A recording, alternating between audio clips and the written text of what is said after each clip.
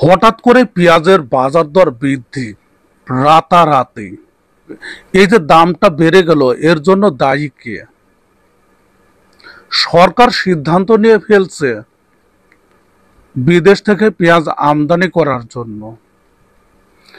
দায়টা মূলত মজুতদারদের করা হচ্ছে। মজুতদাররা সিন্ডিকেট করে পেঁয়াজের সরবরাহ কমিয়ে দিয়েছে, যার কারণেই সরকার সিদ্ধান্ত নিচ্ছে বিদেশ থেকে পেঁয়াজ আমদানি করতে। ঢাকা পোস্ট কিন্তু সরাসরি মজুতদারদের দায়ী করছে। আসুন দেখি ঢাকা পোস্ট কি বলছে এই সংক্রান্ত। এবং সেই সাথে বাণিজ্য উপদেষ্টা শেখ বশিরউদ্দিন যেটি বলছে, উনি সরাসরি পেঁয়াজ আমদানিটাকে উন্মুক্ত করে দিতে চাচ্ছেন। এমনকি নির্দিষ্ট কোনো রাষ্ট্র না, যে রাষ্ট্র থেকে সবচেয়ে কম দামে পেঁয়াজ আমদানি করতে পারবে সেই রাষ্ট্র থেকেই কম দামে পেঁয়াজ আমদানি করা হবে। আসুন বিষয়গুলো বিস্তারিত একটু দেখে নেই। ঢাকা পোস্টের সূত্র অনুসারে consumers association of Bangladesh cab কেন্দ্রীয় কমিটির ভাইস প্রেসিডেন্ট এস.এম. নাজের হুসাইন বলেন, সরবরাহ কম এটা অজুহাত। বিভিন্ন ব্যবসায়ীরা বলছে সরবরাহ কম, যার জন্য দাম বৃদ্ধি পেয়েছে।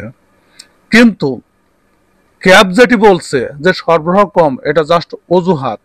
প্রকৃত কারণ হচ্ছে এখন কৃষকের হাতে পেঁয়াজ নেই, যেটি আগের নিউজে আপনাদের বলেছিলাম।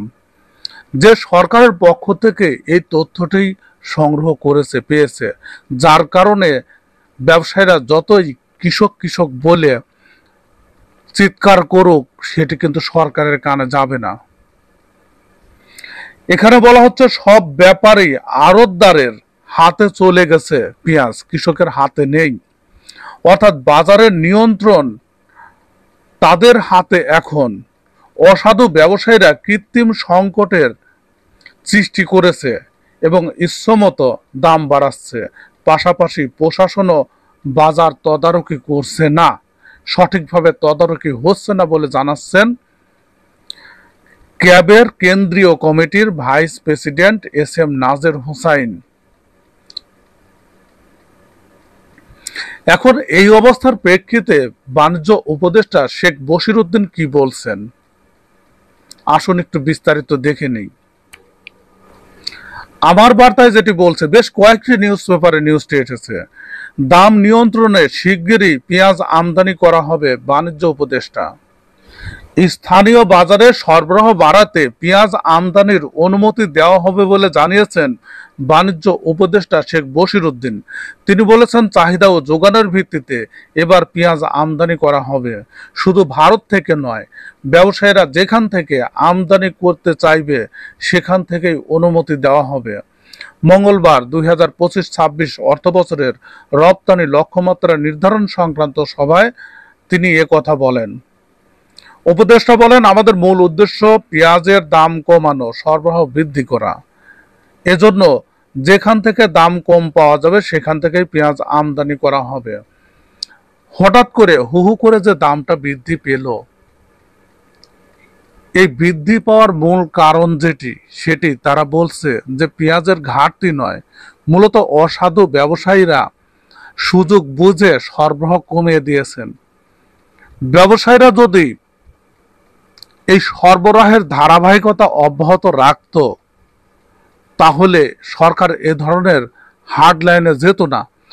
আর যদি না যেত, ধীরে ধীরে পেঁয়াজের বাজার দরটা বৃদ্ধি পেত এবং শেষ মুহূর্তে গিয়ে মোটামুটি ভালো একটি দাম পেত।